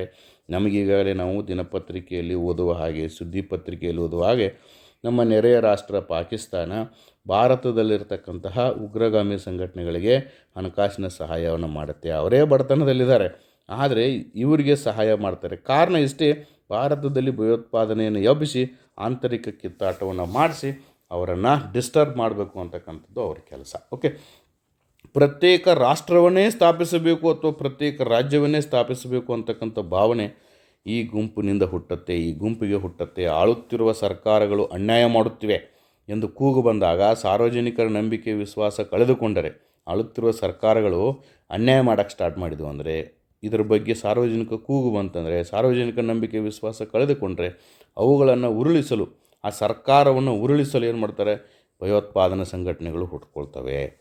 ಆರ್ಥಿಕ ಕಾರಣಗಳಾದ ಬಡತನ, ನಿರುದ್ಯೋಗ, ಭೂವಿಹೀನ ಕಾರ್ಮಿಕ ಸ್ಥಿತಿಗತಿ, ಭೂ ಮಾಲೀಕರ ಶೋಷಣೆ, ಸಾಮಾಜಿಕ ಅನ್ಯಾಯ, ಇದರಿಂದ ಬೇಸತ್ತು ಜನರು ಗುಂಪು ಕಟ್ಟಿಕೊಂಡು ಭಯೋತ್ಪಾದನೆಯನ್ನು ಮಾಡ್ತಾರೆ.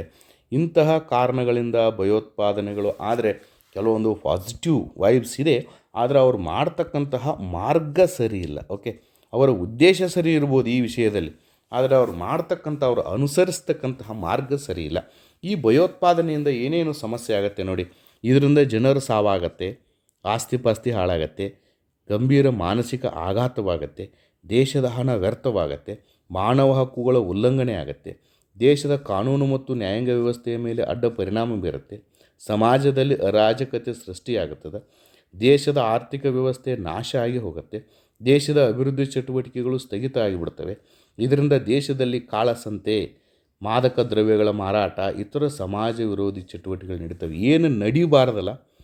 ಏನು ನಡಿಬಾರ್ದು ಅಂಥೇಳಿ ನಾವು ಅಂದ್ಕೊಂಡಿವಲ್ಲ, ಅದೆಲ್ಲ ನಡೀತದ ಅಂಥೇಳಿ ನೀವು ತಿಳ್ಕೊಂಬಿಟ್ರೆ ಭಯೋತ್ಪಾದನೆಯ ಪರಿಣಾಮಗಳನ್ನು ನೀಟಾಗಿ ಬರಿಬೋದು. ಇದ್ರದ್ದು ನಾನು ಈಗಾಗಲೇ PDF ನನ್ನ ಟೆಲಿಗ್ರಾಮ್ ಚಾನಲ್ದಲ್ಲಿ ಹಾಕಿದ್ದೀನಿ. ನೀವೇನು ಇದನ್ನು ಬರ್ಕೋದು ಕೊಡೋ ಅವಶ್ಯಕತೆ ಇಲ್ಲ. PDF ನೋಡಿ ಓದ್ಕೊಳ್ಳಿ. ಒಂದು ಸರಿ ಆ PDF ನೋಡೇ ಬರೀರಿ. ಕ್ಲಾಸ್ ನೋಡಿ ಯಾರೂ ಬರೆಯೋ ಅವಶ್ಯಕತೆ ಇಲ್ಲ. ಕ್ಲಾಸನ್ನು ನೀವು ನೀಟಾಗಿ ಕೇಳಿದ್ರೆ ಸಾಕೆ. ನೀವು ಒಂದು ಸ್ವಲ್ಪ ಹ್ಯಾಂಡ್ ರೈಟಿಂಗ್ ಚೆನ್ನಾಗಿದ್ದರೆ ಅಲ್ಲೇ ಹೋಗಿ ಉತ್ತರವನ್ನು ಬರಿಬೋದು. ನೆಕ್ಸ್ಟ್ ನಾವೆಲ್ಲಿ ಹೋಗೋಣ, ನಕ್ಸಲ್ವಾದ ಹೋಗೋಣ. ನಕ್ಸಲಿಸಮ್ ಇದರ ಉಗಮ ಎಲ್ಲಿ ಆಯಿತು ನೋಡಿ. ಇದು ಪ್ರತ್ಯೇಕವಾಗಿರ್ತಕ್ಕಂಥ GSದಲ್ಲಿ ಪ್ರಶ್ನೆಯೂ ಬರ್ಬೋದು ಇದು. ಓಕೆ, ಎಸ್ಸೇನೂ ಕೂಡ ಬರ್ಬೋದು. ಪಶ್ಚಿಮ ಬಂಗಾಳದ ಡಾರ್ಜಿಲಿಂಗ್ ಜಿಲ್ಲೆಯ ನಕ್ಸಲ್ಬಾರಿ ಅಂತಕ್ಕಂಥ ಒಂದು ಸ್ಥಳ ಕೇವಲ 300 ಚದರ ಮೈಲಿ ಪ್ರದೇಶವನ್ನು ಹೊಂದಿದೆ. ಇಲ್ಲಿ ಸಂತಾಲರು, ಒರಾನೋ, ರಾಜಬನ್ಸಿ, ಆದಿವಾಸಿ ರೈತರನ್ನು ವಿನಾಕಾರಣ ಲೇವಾದೇವಿಗಾರರು, ಮನಿ ಲ್ಯಾಂಡರ್ಸು, ಜೊತೆದಾರರು ಇವರು ಶೋಷಿಸ್ತಿದ್ರು. ಇಲ್ಲಿ 4 ಪಂಗಡಗಳಿತ್ತು. ಸಂತಾಲರಿದ್ದರು, ಒರಾನೋಗಳಿದ್ದರು, ರಾಜಬನ್ಸಿ ಇದ್ದರು, ಆದಿವಾಸಿಗಳಿದ್ದರು. ಇವ್ರನ್ನ ಲೇವಾದೇವಿಗಾರರು ಮತ್ತು ಜೊತೆದಾರರು ಶೋಷಣೆ ಮಾಡ್ತಿದ್ರು. ಆ ರೈತರನ್ನ ವಿನಾಕಾರಣ ಒಕ್ಕಲೆಬ್ಬಿಸಿಬಿಡೋದು, ಕೃಷಿ ಉತ್ಪನ್ನಗಳ ಹಂಚಿಕೆಯಲ್ಲಿ ಅವರಿಗೆ ಅನ್ಯಾಯ ಮಾಡೋದು. ಇದರಿಂದ ರೈತರು ಶ್ರೀಮಂತರ ನಡುವೆ ಸಂಘರ್ಷವಾಯಿತು. ಇದೇ ಸಂಘರ್ಷ ನಕ್ಸಲ್ವಾದಕ್ಕೆ ಕಾರಣವಾಯಿತು. ಇವತ್ತು ಕೂಡ ನಕ್ಸಲ್ವಾದ ನಮ್ಮ ಕರ್ನಾಟಕದಲ್ಲಿ ಇದೆ, ಭಾರತ ದೇಶದಲ್ಲೂ ಕೂಡ ನಾವು ನೋಡ್ತಾ ಇದ್ದೀವಿ.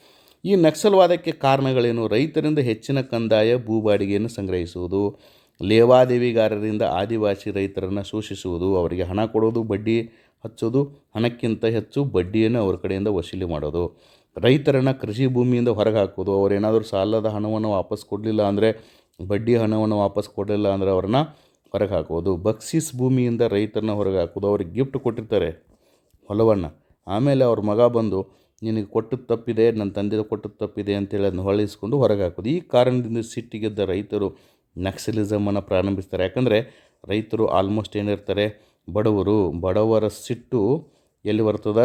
ದವಡೆಯ ಮೇಲೆ ಅಂತ. ದವಡೆಯ ಮೇಲೆ ಇದನ್ನು ಬರಿಬೋದು ಬೇಕಾದ್ರೆ. ಬಡವರ ಸಿಟ್ಟು ದವಡೆಯ ಮೇಲೆ. ಅವ್ರಿಗೇನಾಗಿಬಿಡುತ್ತೆ, ಎದ್ರು ನಿಂತು ಹೋರಾಟ ಮಾಡೋಕ್ಕಾಗಲ್ಲ. ಹಾಗಾಗಿ ಅವರು ಸಮೀಪದಲ್ಲಿರ್ತಕ್ಕಂತಹ ಕಾಡುಗಳಿಗೆ ಸೇರಿ ಹೊಂಚು ಹಾಕಿ ಜನರನ್ನು ಕೊಲ್ಲೋದಕ್ಕೆ ಸ್ಟಾರ್ಟ್ ಮಾಡ್ತಾರೆ. Okay, that is Naxalism. ನಕ್ಸಲ್ವಾದದ ತತ್ವಾದರ್ಶಗಳೇನು? ಇವ್ರದ್ದು ಸಿದ್ಧಾಂತಗಳೇನು? 1969ರಲ್ಲಿ ಸ್ಥಾಪಿತವಾಗಿರ್ತಕ್ಕಂಥ CPI-ML ಪಕ್ಷ ನೆರೆಯ ಚೀನಾದಿಂದ ಸೈದ್ಧಾಂತಿಕ ಬೆಂಬಲವನ್ನು ಪಡೆದಿತ್ತು. ಇದರ ನಾಯಕ ಚಾರು ಮಜುಮ್ದಾರ್, ಹೆಸರು ನೆನಪಿಟ್ಕೊಳ್ಳಿ, ಕುನು ಸನ್ಯಾಲ್ ಆಗಿದ್ದರು. ಇವರು ಒಂದು ತತ್ವ ಮತ್ತು ಸಿದ್ಧಾಂತಗಳಿಂದ ಇದು ಪ್ರೇರೇಪಿತ ಆಗಿದೆ. ರೈತರು ಸಿಟ್ಟಿಗೆದ್ದು ಲೇವಾದೇವಿಗಾರರನ್ನು ಹಿಂಸಾತ್ಮಕವಾಗಿ ಕೊಂದು ಹಾಕಿ ಅವರ ಸಿಟ್ಟನ್ನು ತೋರಿಸುವುದು, ಇದು ಅವರ ತತ್ವ ಮತ್ತು ಸಿದ್ಧಾಂತ. ಸಮೀಪದ ಕಾಡಿನಲ್ಲಿ ಅಡಿಗೆ ಕುಳಿತು ಭಯವನ್ನು ಹುಟ್ಟಿಸುವುದು. ನಕ್ಸಲಿಸಮ್ ಅಂದರೆ ಏನು? ಅಲ್ಲಿರ್ತಕ್ಕಂಥ ರೈತರು ಸಿಟ್ಟಿಗೆದ್ದು ಅಲ್ಲೇನು ಬಡ್ಡಿ ವ್ಯಾಪಾರ ಮಾಡ್ತಿದ್ರಲ್ಲ ಲೇವಾದೇವಿಗಾರರು, ಅವ್ರನ್ನ ಹಿಂಸಾತ್ಮಕವಾಗಿ ಕೊಂದು ಹಾಕಿ ಅವ್ರನ್ನ ಸಿಟ್ಟನ್ನು ತೋರಿಸ್ಬಿಡೋದು. ಸಮೀಪದ ಕಾಡಿನಲ್ಲಿ ಅಡಿಗೆ ಕುಳಿತು ಭಯವನ್ನು ಹುಟ್ಟಿಸ್ತಕ್ಕಂಥ ಕೆಲಸ ಮಾಡೋದು. ತಮ್ಮ ಹಿತಾಸಕ್ತಿ ಪೂರೈಕೆಯಾದರೆ ಶರಣಾಗಲು ಇವರು ಒಪ್ಪಿತರಾಗಿರ್ತಾರೆ. ಈಗಾಗಲೇ ಕರ್ನಾಟಕದಲ್ಲಿ ಶರಣಾಗತಿಯನ್ನು ಮಾಡಿದ್ದಾರೆ. ಇದನ್ನು ಬರೆಯುವಾಗ ಬೇಕಾದ್ರೆ ಅವರ ಹೆಸರುಗಳನ್ನು ಕೂಡ ನೀವೇನು ಮಾಡ್ಬೋದು, ಇಲ್ಲಿ ಹಾಕಬಹುದು. ನಕ್ಸಲ್ವಾದದ ವ್ಯಾಪ್ತಿ. ನಕ್ಸಲ್ವಾದ ಮೊದಲು ಪಶ್ಚಿಮ ಬಂಗಾಳದಲ್ಲಿ ಕಾಣಿಸಿಕೊಂಡಿತ್ತು. ನಂತರ ಒರಿಸ್ಸಾ, ಆಂಧ್ರ ಪ್ರದೇಶ್, ಶ್ರೀಕಾಕುಳಂ, ತ್ರಿಪುರಾ, ತಮಿಳುನಾಡು, ಕರ್ನಾಟಕದವರೆಗೂ ಕೂಡ ಇದು ಹಬ್ಬಿದೆ. 2006 2010 ಮಧ್ಯೆ 9,000 ಘಟನೆಗಳು ನಡೆದಿದೆ. ಇದರಲ್ಲಿ 3,000 ಮುಗ್ಧರು ಪ್ರಾಣವನ್ನು ಕಳೆದುಕೊಂಡಿದ್ದಾರೆ. 400 ಜನ ನಕ್ಸಲರು ಪೊಲೀಸರ ಗುಂಡಿಗೆ ಬಲಿಯಾಗಿದ್ದಾರೆ. 6,000 ಜನರನ್ನು ನಕ್ಸಲರನ್ನು ಪೊಲೀಸರು ಇಲ್ಲಿವರೆಗೆ ದೇಶದಲ್ಲಿ ಬಂಧನ ಮಾಡಿದ್ದಾರೆ. This is the scope of Naxalism.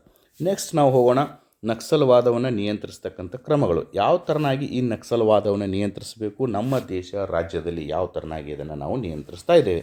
ಸೈನಿಕ ಶಕ್ತಿಗಳ ನಡುವೆ ಸಮತೋಲನವನ್ನು ಸಾಧಿಸುವುದು. ನಮ್ಮಲ್ಲಿ ಸೈನಿಕ ಶಕ್ತಿಗಳಿದೆ, ಸೈನ್ಯ ಇದೆ. ಎಲ್ಲಿದೆ? ಗಡಿಯಲ್ಲಿ ಸೈನ್ಯ ಇದೆ, ನಾಡಿನಲ್ಲಿ ಪೊಲೀಸ್ ಇದೆ. ಪೊಲೀಸ್ನಲ್ಲಿಯೂ ಕೂಡ ಸಾಕಷ್ಟು ವಿಂಗ್ಸ್ಗಳಿದಾವೆ. ಓಕೆ, ಅದನ್ನು ANF ಆ್ಯಂಟಿ ನಕ್ಸಲ್ ಫೋರ್ಸ್ ಅಂತ ಕರಿತೀವಿ. ಓಕೆ, ಪೊಲೀಸ್ ಡಿಪಾರ್ಟ್ಮೆಂಟ್ದು ಮತ್ತೊಂದು ಫೋರ್ಸ್ ರೆಡಿ ಮಾಡಿದೆ, ಆ್ಯಂಟಿ ನಕ್ಸಲ್ ಫೋರ್ಸ್ ಅಂತ. ಇವುಗಳ ನಡುವೆ ಒಂದು ಸಮತೋಲನವನ್ನು ಸಾಧಿಸುವುದು, ಸಾಮಾಜಿಕ ಮತ್ತು ಆರ್ಥಿಕ ಬೆಳವಣಿಗೆಯನ್ನು ಸಾಧಿಸುವುದು, ರಾಜಕೀಯ ಮಾತುಕತೆಗಳನ್ನ ಮಾಡುವುದು. ನಕ್ಸಲಿಸಮ್ ಮಾಡ್ತಕ್ಕಂತಹ ನಾಯಕರನ್ನ ಸೇರಿಸ್ಬಿಟ್ಟು ನಿಮ್ಮ ಬೇಡಿಕೆಗಳೇನು ಹೇಳಿ, ನೀವು ಕೂಡ ಬಂದು ಸಮಾಜದ ಮುಖ್ಯವಾಹಿನಿಗೆ ಸೇರಿ, ಸಮಾಜದ ಮುಖ್ಯವಾಹಿನಿಗೆ ಸೇರಿ ಅಂಥೇಳಿ ಅವರಿಗೆ ರಿಕ್ವೆಸ್ಟ್ ಮಾಡ್ಕೊಳ್ಳೋದು. ಈ ಮೇಲಿನ 3 ಹಂತಗಳನ್ನು ಪಾಲಿಸಿ ನಕ್ಸಲಿಸಮನ್ನು ನಿಯಂತ್ರಿಸಬಹುದು. ಸಾಮಾನ್ಯವಾಗಿ ಮಾಡ್ಬೋದೇನಪ್ಪ, ಏನು ಮಾಡ್ಬೋದು? ನಕ್ಸಲಿಸಮ್ ಹೋಗಬೇಕಾಗಿತ್ತಂದರೆ ಬಡತನದಿಂದ ನಕ್ಸಲಿಸಮ್ ಮಾಡ್ತಾ ಇದ್ದಾರಲ್ಲ, ಬಡತನ ನಿವಾರಣಾ ಕಾರ್ಯಕ್ರಮಗಳನ್ನ ಹಮ್ಮಿಕೊಳ್ಳೋದು. ನಿರುದ್ಯೋಗದಿಂದ ನಕ್ಸಲಿಸಮ್ ಮಾಡ್ತಾ ಇದ್ದಾರಲ್ಲ, ಉದ್ಯೋಗ ಯೋಜನೆಗಳನ್ನ ಹಮ್ಮಿಕೊಳ್ಳೋದು. ಆದಿವಾಸಿಗಳು ಜಮೀನು ಕಳೆದುಕೊಂಡಲ್ಲಿ ಅವರ ಭೂಮಿಯನ್ನು ಅವರಿಗೆ ಮರಳಿಸೋದು, ಭೂಮಿಯ ಮೇಲಿನ ರೈತರ ಹಕ್ಕುಗಳನ್ನು ಮರಳಿಕೊಡೋದು, ನಕ್ಸಲ್ವಾದಿಗಳೊಂದಿಗೆ ಮಾತುಕತೆ ಮಾಡಿ ಅವ್ರನ್ನ ಮುಖ್ಯವಾಹಿನಿಗೆ ತರುವುದು. ಇವು ಸಾಮಾನ್ಯವಾಗಿರ್ತಕ್ಕಂಥ ನಿಮ್ಮ ವಿಷಯ ತಿಳ್ಕೊಳ್ಳಿ. ಇದು ನೀವು ನಿಮ್ಮ ಅಭಿಪ್ರಾಯ ಅಂತ ತಿಳ್ಕೊಂಡು ಬರಿಬೋದು. ಇದು ಈ ಮೇಲಿನ ಕ್ರಮಗಳ ಮೂಲಕ ನಕ್ಸಲ್ವಾದವನ್ನು ಸಮಸ್ಯೆಯನ್ನು ನಾವು ನಿಯಂತ್ರಿಸಬಹುದು. ನೆಕ್ಸ್ಟ್ ಬರ್ತಕ್ಕಂಥದ್ದು ನೆಪೋಟಿಸಮ್, ಸ್ವಜನ ಪಕ್ಷಪಾತ. ನೀವೆಲ್ಲನೂ ಕೂಡ ಏನಾಗ್ತಾ ಇದ್ದೀರಿ, ಈಗ ಆಫೀಸರ್ಸ್ ಆಗ್ತಾ ಇದ್ದೀರಿ. ಆದ ತಕ್ಷಣ ನೀವು ನೆಪೋಟಿಸಮ್ ಮಾಡ್ತಿರೋ ಅಥವಾ ಡೆಮೋಕ್ರೆಟಿಕ್ಕಾಗಿ ಆಡಳಿತವನ್ನು ಮಾಡ್ತಿರೋ ಅನ್ನೋದಕ್ಕೆ ಈ ಪಾಠವನ್ನು ಇಡಲಾಗಿದೆ. ಸ್ವಜನ ಪಕ್ಷಪಾತ, ನೆಫ್ಯೂ ಅಂತಕ್ಕಂಥ ಶಬ್ದ ಫ್ರೆಂಚ್ ಭಾಷೆಯ ನೆವ್ಯೂ ಎಂಬ ಪದದಿಂದ ಬಂದಿದೆ. ನೋಡಿ, ನೆಫ್ಯೂ ಅಂತಕ್ಕಂಥದ್ದು ಗೊತ್ತಿರ್ತದೆ ನಿಮಗೆ ಈ ಶಬ್ದ. ಇದರ ಅರ್ಥ ನೆಫ್ಯೂ ಅಂದರೆ ಏನು? ಮೊಮ್ಮಗ. ಓಕೆ, ನೆವ್ಯೂ ಫ್ರೆಂಚ್ ಭಾಷೆಯಲ್ಲಿ ನೆವ್ಯೂದಿಂದ ಬಂದಿದೆ. ನೆವ್ಯೂ ಅಂದರೆ ಮೊಮ್ಮಗ. ಹಿಂದಿನ ಕಾಲದಲ್ಲಿ ಕ್ರೈಸ್ತ ಧರ್ಮಗಳ ಅನೈತಿಕ ಸಂತಾನಕ್ಕೆ ವಿಶೇಷ ಮಹತ್ವ ಕೊಡ್ತಾಯಿತ್ತು.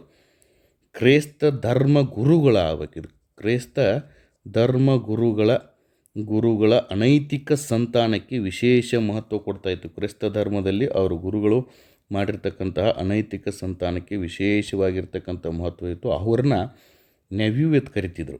ಪ್ರಸ್ತುತ ಇದು ನೆಫ್ಯೂ ಅಂತ ಕರಿತೀವಿ ನಾವು. ಆವಾಗ ನೆವ್ಯೂ ಅಂತ ಕರಿತಿದ್ರು ಫ್ರೆಂಚ್ ಭಾಷೆಯಲ್ಲಿ. ಆದರೆ ನಾವೀಗ ಈ ಶಬ್ದ ನಮಗೆ ಬಳಕೆ ಇದೆ, ನೆಫ್ಯೂ ಅಂತೆ. ನೆಫ್ಯೂ ಅಂದರೆ ಅಣ್ಣನ ಮಗ, ಅಕ್ಕನ ಮಗಳು. ಇದರರ್ಥ ಸಂಬಂಧಿಕರು, ಗೆಳೆಯರು, ಇವ್ರ ಮಕ್ಕಳಿಗೆ ವಿಶೇಷ ಅಕ್ಕರೆ ತೋರಿಸುವುದೇ ನೆಪೋಟಿಸಮ್. ನೆಪೋಟಿಸಮ್ ಅಂದರೆ ಏನು? ಈ ಅರ್ಥ, ಶಬ್ದದ ಅರ್ಥವನ್ನು ನೀವು ತಿಳ್ಕೊಳ್ಳಿ ಅಥವಾ ಬಿಡಿ, ಬಟ್ ಯಾವ ಥರನಾಗಿ ಶಬ್ದ ಬಂತು ಅಂತ ನಿಮ್ಮ ಗಮನದಲ್ಲಿರಲಿ. ನಿಮಗೇನು ಬರೆಯೋಕ್ಕಿರಲಿಲ್ಲ ಅಂದರೆ ಇವೆಲ್ಲನೂ ಸ್ವಲ್ಪ ಅನುಕೂಲ ಆಗ್ತವೆ.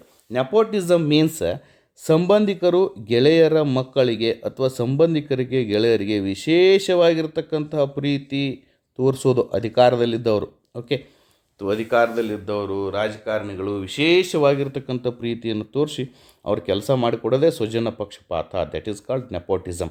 ಸ್ವಜನ ಪಕ್ಷಪಾತ ಭ್ರಷ್ಟಾಚಾರದೊಂದಿಗೆ ನಿಕಟವಾದ ಸಂಬಂಧ ಹೊಂದಿದೆ. ಅಧಿಕಾರಿಗಳು, ರಾಜಕಾರಣಿಗಳು ತಾನು ಕಾರ್ಯನಿರ್ವಹಿಸುತ್ತಿರುವ ಅಧಿಕಾರ ವ್ಯಾಪ್ತಿಯಲ್ಲಿ ತನ್ನ ಸಂಬಂಧಿಕರಿಗೆ ಮತ್ತು ಗೆಳೆಯರಿಗೆ, ಸ್ವಜಾತಿಯವರಿಗೆ ಮಾಡ್ತಕ್ಕಂಥ ಅನುಕೂಲತೆಯೇ ಸ್ವಜನ ಪಕ್ಷಪಾತ. ಇದನ್ನು ಫೇವರೆಟಿಸಮ್ ಅಂತಲೂ ಕರಿತೀವಿ ನಾವು. ಏನಂತ ಕರಿತೀವಿ? ಫೇವರೆಟಿಸಮ್ ಎಂದು ಕೂಡ ಕರಿತೀವಿ. ಸ್ವಜನ ಪಕ್ಷಪಾತ ಮಾಡೋದರಿಂದ ಏನು ಪರಿಣಾಮ ಬೀರ್ತದೆ?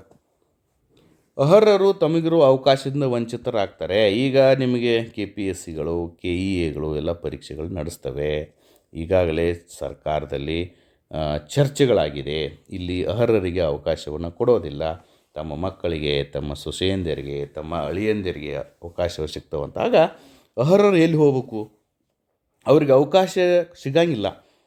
ಇವ್ರು ನೋಡಿ, ಈಗ ಅವಕಾಶ ಸಿಗದೇ ಇದ್ದಾಗ ಇವರೇ ಭಯೋತ್ಪಾದನೆಗೆ ಬೆಂಬಲಿಸ್ತಾರೆ, ನಕ್ಸಲಿಸಮ್ಗೆ ಬೆಂಬಲಿಸ್ತಾರೆ. ಇಲ್ಲೇ ಹುಟ್ಕೊಳ್ಳೋದು ನೋಡಿ. ಸೊ ದ್ಯಾಟ್ ಈ ಎಲ್ಲ ಸಾಮಾಜಿಕ ಅನಿಷ್ಟಗಳು, ಸಾಮಾಜಿಕ ಅನಿಷ್ಟಗಳು ಒಂದಕ್ಕೊಂದು ಪೂರಕ ಯಾವ ಥರನಾಗಿದೆ ಅನ್ನೋದನ್ನು ಈ ಒಂದು ಪಾಠದಲ್ಲಿ ನೀವು ಕಲಿತಾ ಹೋಗ್ತೀರಿ. ಪ್ರತಿಭೆಗೆ ಅವಕಾಶ ಸಿಗದೆ ಪ್ರತಿಭೆ ಪಲಾಯನ ಆಗ್ತದೆ.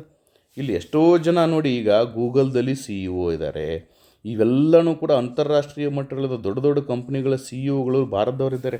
ಅವರಿಗೆ ಚೆನ್ನಾಗಿ ಇಲ್ಲೇನಾದರೂ ಆ ಪ್ರತಿಭೆಗೆ ಅವಕಾಶ ಸಿಕ್ಕಿದರೆ ಇಲ್ಲೇ ದೊಡ್ಡ ದೊಡ್ಡ ಕಂಪ್ನಿಗಳನ್ನ ತೆರೆತಿದ್ರು ಅವರು. ಹಾಗಾಗಿ ಇಲ್ಲಿ ಅವಕಾಶಗಳು ಇಲ್ಲದೇ ಇರೋದಕ್ಕೆ ಅವರು ಪ್ರತಿಭೆ ಪಲಾಯನ ಆಯಿತು. ನೌಕರಶಾಹಿ ಮತ್ತು ರಾಜಕಾರಣಿಗಳ ಮೇಲೆ ಜನರು ನಂಬಿಕೆಯನ್ನು ಕಳೆದುಕೊಳ್ಳುತ್ತಾರೆ. ಎಷ್ಟೇ ಒಳ್ಳೆಯದು ಮಾಡಿದರೂ ಕೂಡ ಅಧಿಕಾರಿಗಳು, ಎಷ್ಟೇ ಒಳ್ಳೆಯದು ಮಾಡಿದರೂ ಕೂಡ ರಾಜಕಾರಣಿಗಳು, ಅವ್ರ ಮೇಲೆ ಒಂದೇನಿರ್ತದೆ, ಸಮಾಜದಲ್ಲಿ ಕೆಟ್ಟ ದೃಷ್ಟಿ ಇರ್ತದೆ. ಓಕೆ, ಸೊ ದ್ಯಾಟ್ ಅವರು ವಿಶ್ವಾಸವನ್ನು ಕಳ್ಕೊಳ್ತಾರೆ. ಯಾಕಂದರೆ ಹಲವರು ಮಾಡುವ ತಪ್ಪಿನಿಂದ ಕೆಲವರಿಗೂ ಕೂಡ ಶಿಕ್ಷೆ ಆಗುತ್ತೆ. ಭ್ರಷ್ಟಾಚಾರಕ್ಕೆ ದಾರಿಯನ್ನು ಮಾಡಿಕೊಡ್ತದೆ. ಸ್ವಜನ ಪಕ್ಷಪಾತ ಇರೋದರಿಂದ ನನಗೆ ಬರಬೇಕಾಗಿರ್ತಕ್ಕಂಥ ಪೋಸ್ಟನ್ನು ಇವರು ಬೇರೆದವ್ರಿಗೆ ಕೊಡ್ತಾರೇನೋ, ನನಗೆ ಸಿಗಬೇಕಾಗಿರ್ತಕ್ಕಂಥ ಸೌಲಭ್ಯವನ್ನು ಬೇರೆದವ್ರಿಗೆ ಕೊಡ್ತಾರೆ ತಿಳ್ಕೊಂಡು ಜನರು ಹೋಗಿ ಏನು ಮಾಡ್ತಾರೆ, ಹೆಂಗಾದರೂ ಮಾಡಿ ನಂದು ಮಾಡಿ ಅಂತ ತಿಳ್ಕೊಂಡು, ನನಗೆ ಅವಕಾಶ ಕೊಡಿ ಅಂತ ತಿಳ್ಕೊಂಡು ಹಣ ಕೊಡ್ತಾರೆ. ಅದು ಭ್ರಷ್ಟಾಚಾರಕ್ಕೆ ಕಾರಣ ಆಗ್ತದೆ. ಇದರಿಂದ ಸಮಾಜದಲ್ಲಿ ಅಶಾಂತಿ ಸೃಷ್ಟಿ ಆಗ್ತದೆ. ಓಕೆ, ಇದಾದಮೇಲೆ ನೆಕ್ಸ್ಟ್ ಚಾಪ್ಟರ್ಗೆ ಬರೋಣ. ದಟ್ ಈಸ್ ಭ್ರಷ್ಟಾಚಾರ. ನೋಡಿ, ಒಂದಕ್ಕೊಂದು ಕನೆಕ್ಟ್ ಯಾವ ಥರ ಇದೆ ಇದು.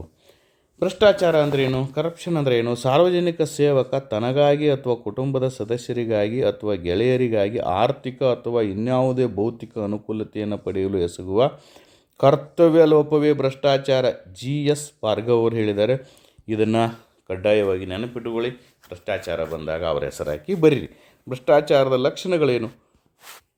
ನೇಚರ್ ಆಫ್ ಕರಪ್ಷನ್, ಇದೊಂದು ಕಾನೂನು ವಿರೋಧಿ ನಡೆಯಾಗಿದೆ. ಇಲ್ಲಿ ತನಕ ಡಿಸ್ಕಸ್ ಮಾಡಿರ್ತಕ್ಕಂಥದ್ದು ಯಾವುದೂ ಕೂಡ ಕಾನೂನಿನ ಪರನೇ ಇಲ್ಲ, ಕಾನೂನಿನ ವಿರುದ್ಧವಾಗಿಯೇ ಇದೆ ಇವು. ಭೌತಿಕ ಅನುಕೂಲತೆ ಮತ್ತು ಹಣ ಪಡೆಯುವುದೇ ಇದರ ಉದ್ದೇಶ.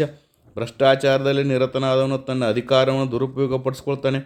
ಭ್ರಷ್ಟಾಚಾರ ಜಾಗತಿಕ ವಿದ್ಯಮಾನ ಇದೆ, ಕೇವಲ ಭಾರತದಲ್ಲಿ ಮಾತ್ರ ಇಲ್ಲ. ಇದು ಭ್ರಷ್ಟಾಚಾರ ಅಂತಕ್ಕಂಥದ್ದು ಅಂತಾರಾಷ್ಟ್ರೀಯ ಮಟ್ಟದಲ್ಲಿಯೂ ಇದೆ. ಯುನೈಟೆಡ್ ಸ್ಟೇಟ್ಸ್ ಆಫ್ ಅಮೇರಿಕಾದಲ್ಲಿಯೂ ಇದೆ, ಫ್ರಾನ್ಸ್ದಲ್ಲಿಯೂ ಇದೆ, ಇದು ಜಪಾನ್ದಲ್ಲೂ ಇದೆ, ಇದು ಪಾಕಿಸ್ತಾನದಲ್ಲೂ ಕೂಡ ಇದೆ.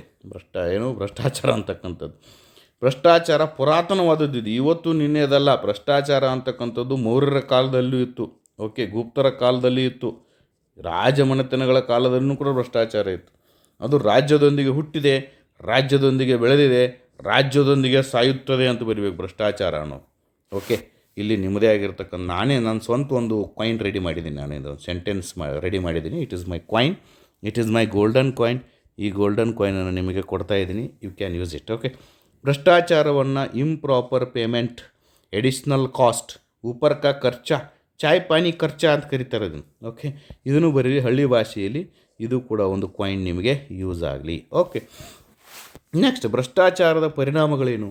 ಭ್ರಷ್ಟಾಚಾರವನ್ನು ಸಮಾಜ ವಿಜ್ಞಾನಿಗಳು ಕ್ಯಾನ್ಸರ್ಗೆ ಹೋಲಿಸಿದ್ದಾರೆ. ಭ್ರಷ್ಟಾಚಾರ ಸಮಸ್ಯೆಯು ದೇಶವನ್ನು ಒಳಗಿನಿಂದಲೇ ಕ್ಷಯಿಸುತ್ತಾ ಹೋಗುತ್ತದೆ.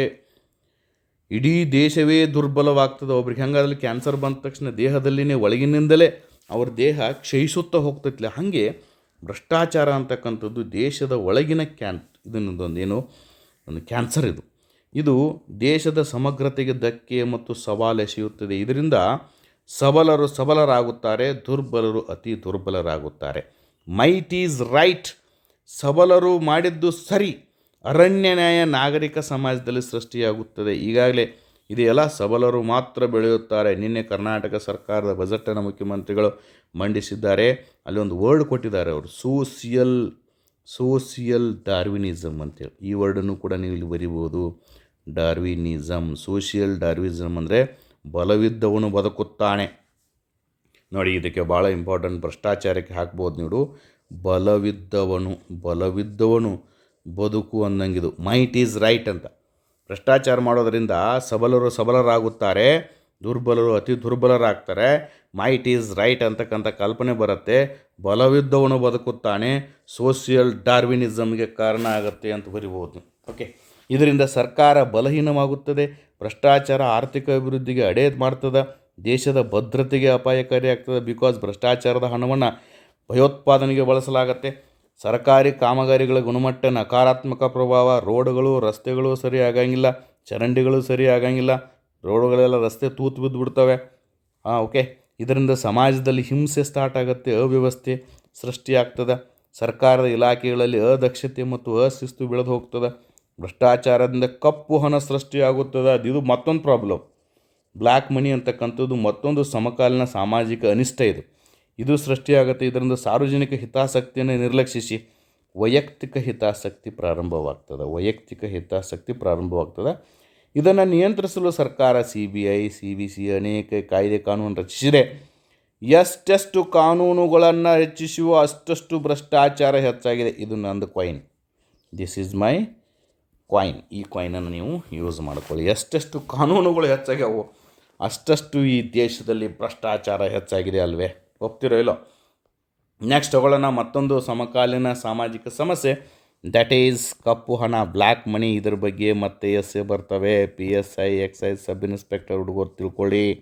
ಸರ್ಕಾರಕ್ಕೆ ತೆರಿಗೆ ಕೊಡುವುದರಿಂದ ಉಳಿಸಿಕೊಂಡ ಹಣವೇ ಕಪ್ಪು ಹಣ. ಕಪ್ಪು ಹಣ ಅಂದರೆ ಏನು? ಸರ್ಕಾರಕ್ಕೆ ತೆರಿಗೆ ರೂಪದಲ್ಲಿ ನಾವು ಕೊಡಬೇಕಾಗಿತ್ತು ಹಣ, ಅದನ್ನು ಕೊಡಲಾರ್ದು ಉಳಿಸ್ಕೊಂಡಿವು ಅಂದರೆ ತೆರಿಗೆ ಮತ್ತು ಅಸಲು ಎರಡೂ ಸೇರಿ ಏನಾಗ್ತದೆ ಹೇಳ್ರಿ?